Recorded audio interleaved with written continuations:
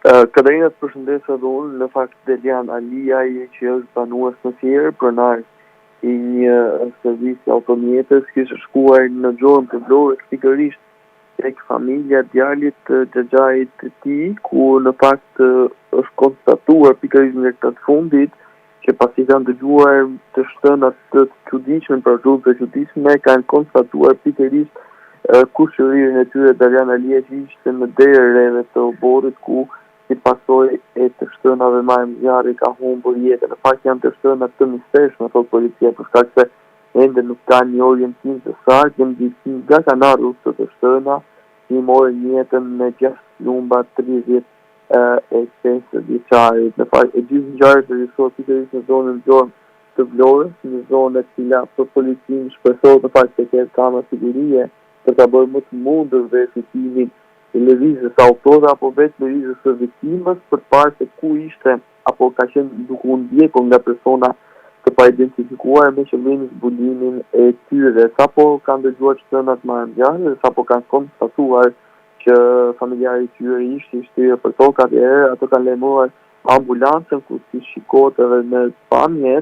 teksa ambulanca shkon në spitalin e Vlorës, janë familjarë që shoqërojnë pikërisht 35 vjeçarin, por ai ka humbur jetën rrugës për në spital si pasojë e 6 plumbave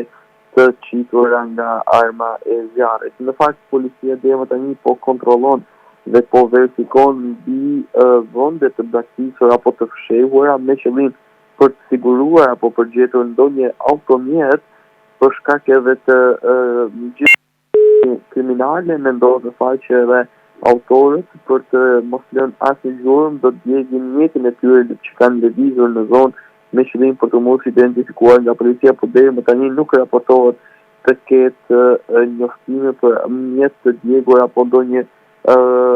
mjet në duke të dyshim që ka lëvizur drejt rrugës së Gjormës. Sigurisht po shikohet edhe pista tjetër e ngatrimit të shenjesës, kjo lidhur edhe me faktin se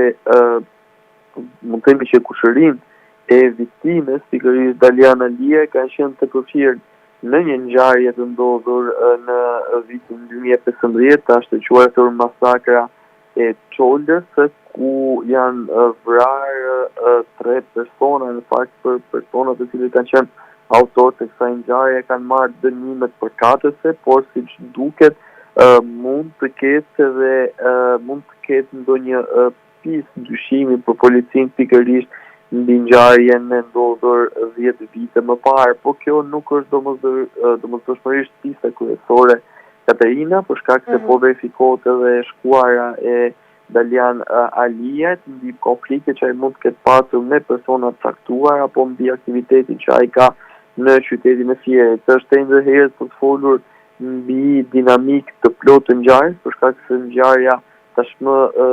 ka vetëm para pak minuta që kanë ndodhur dhe në të tilla kushte po merren edhe rrethimi i perimetrit sigurisë, pra po kryhen gjithë